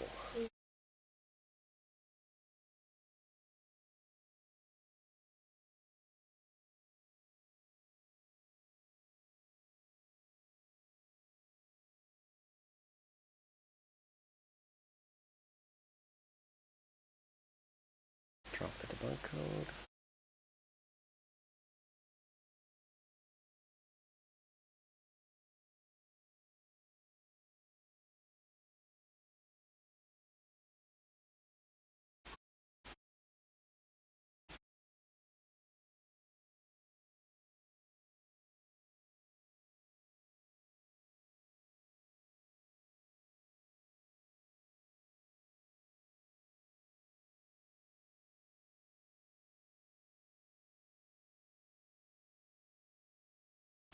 Okay, slowly getting there.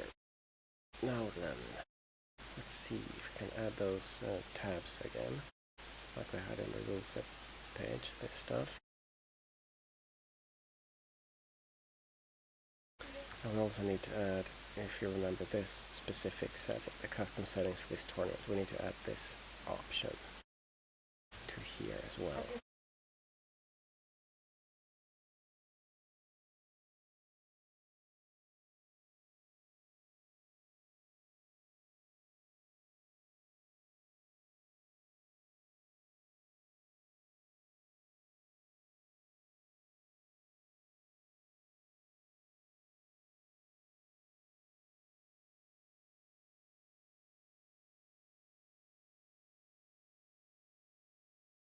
Let's do the tabs first.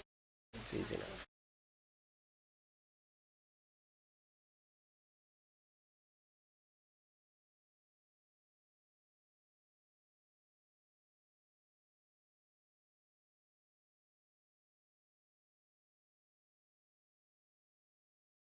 So in order to add the tab things, we need to add here.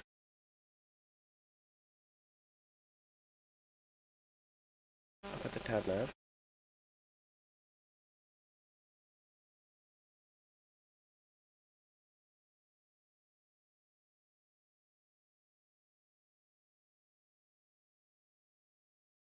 So we want one basic settings, which would be the name of the tournament and the type of the tournament and stuff like that. So effectively this stuff up here.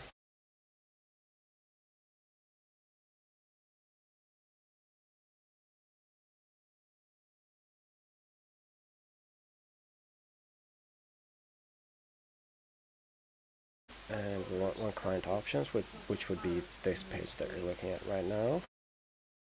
And we want some sort of scoring page.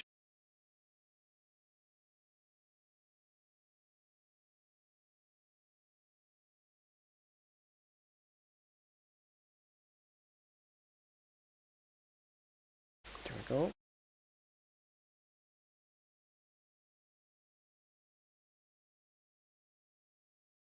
That's those.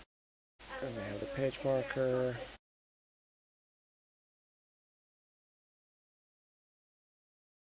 Save that, check how it looks. It's fine.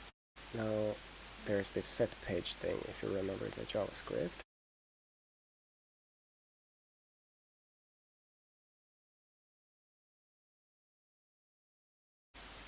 Set we had a set page number 1.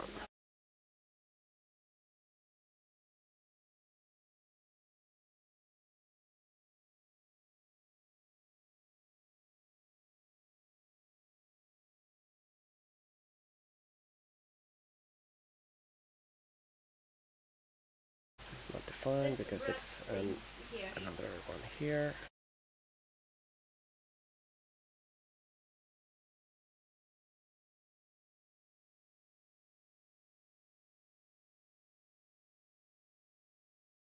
And then it set the first page. I really need to have this code shared. It's not really good at all to have it to copy paste like this. But like I said, I'm gonna fix that when I'm not streaming, because it's boring stuff to deal with. It's just basic refactoring. It's nothing complicated at all.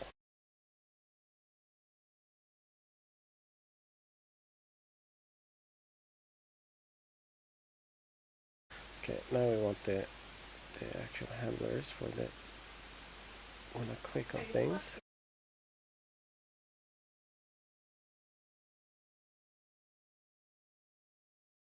We have that here somewhere.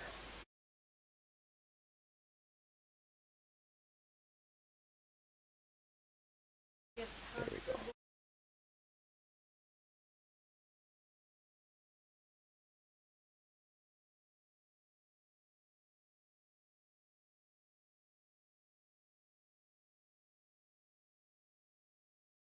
So now when I click, things are it's basically showing and hiding different tab panels. But since I don't actually have any tab panels on this page, it's just going to show everything. So I need to re-add the tab panels.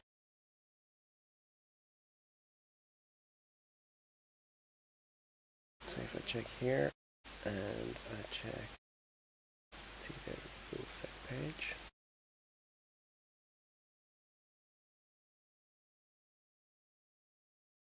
I'm going to see that there is some tab page stuff here.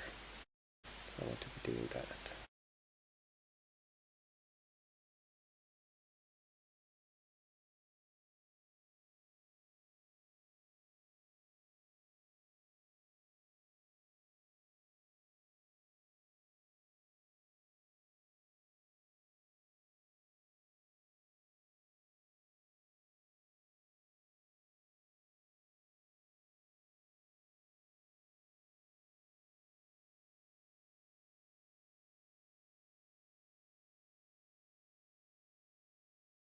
There you go. Now set this to be the second page. It's 0 indexed, so that's why it says 1 here instead of 2.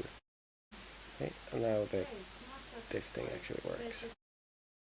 However, I want to move these settings to move the edit controls into the tab. So let's do that.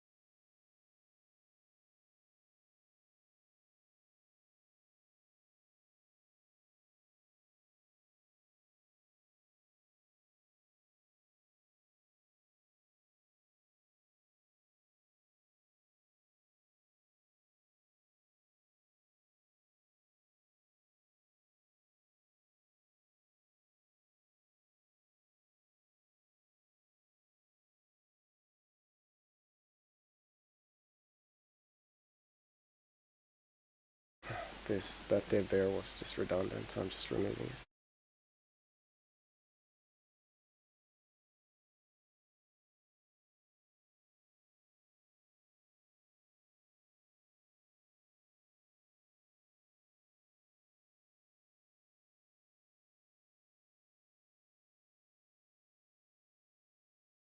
And I put the buttons into the correct page.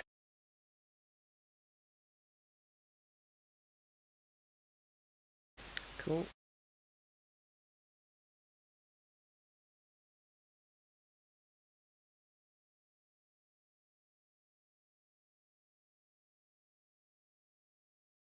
And as a side effect, I'm also already going to get the change stuff. Now, obviously, the change marker is not properly styled. I can fix that too.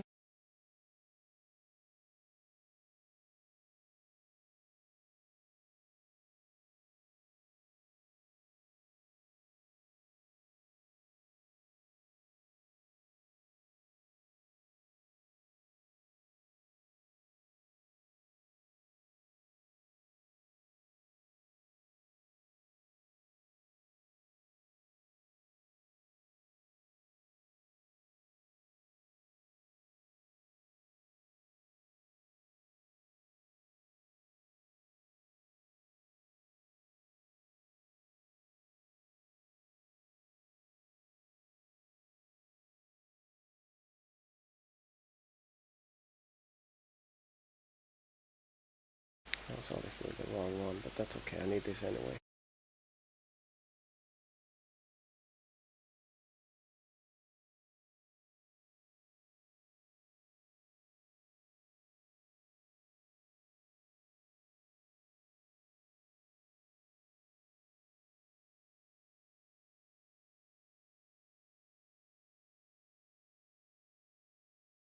It's this one I wanted.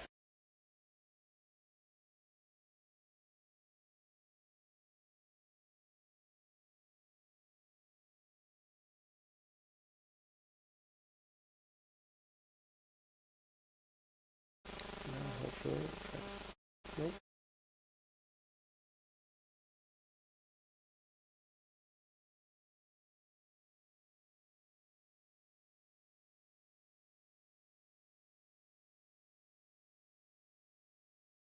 Tube class changed.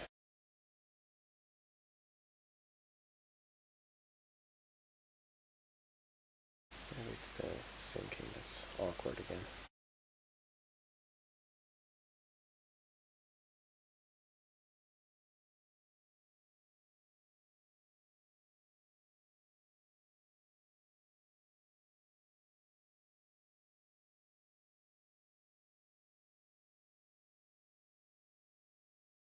Nope.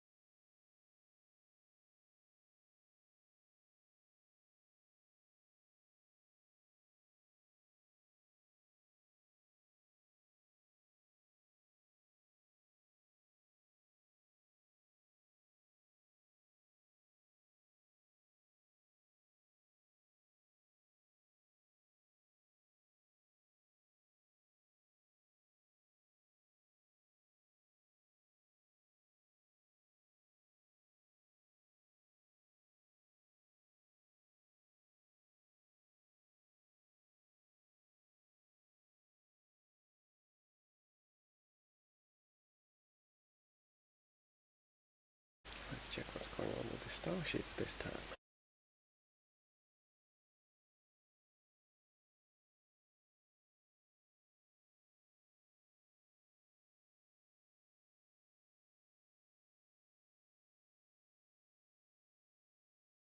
I have edit controls here.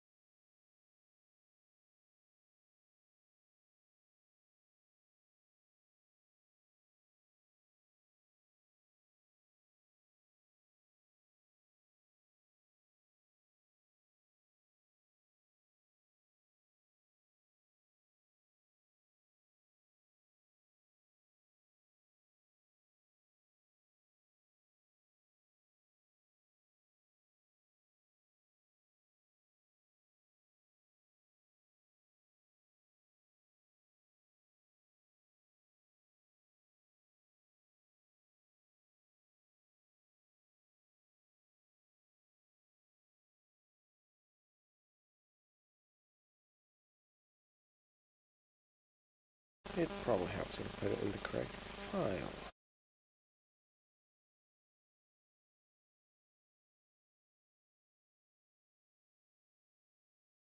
Oh look, it did.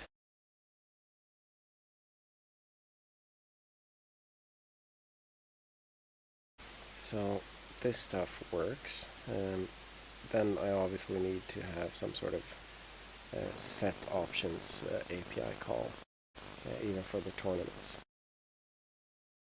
which shouldn't be too complicated to make because I have all that code as well, especially for this stuff.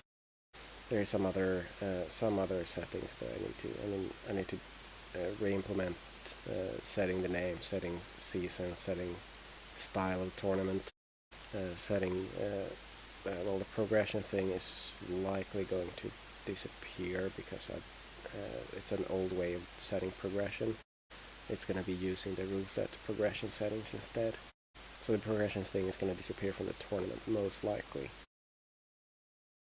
At least to begin with. I don't really see why people would want to mix different types of progressions in the same league. That would be a bit strange. And the progression settings are better in the rule set part of this part of the site anyway, because it allows more complicated variants of progression.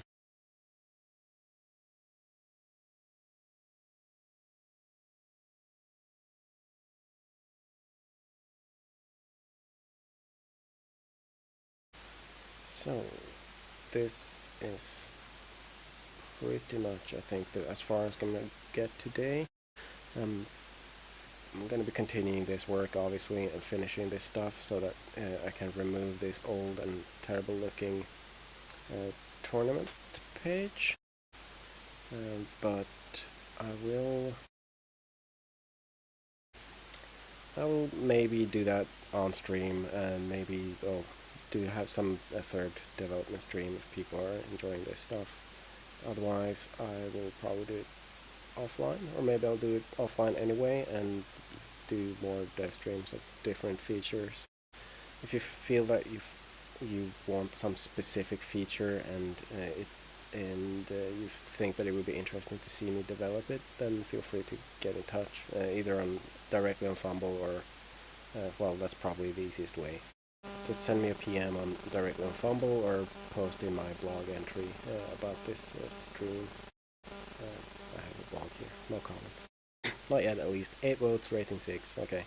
People apparently enjoy this, but if you have any suggestions for what you want me to actually implement and you would like to see me doing it, feel free to post it somewhere. I will keep track, and then if I feel that your suggestion is worth implementing and it's easy enough to do, and so I don't have to spend like multiple weeks on it, then I might actually do it on the stream. Yeah, so thank you for tonight, guys, and see you next time.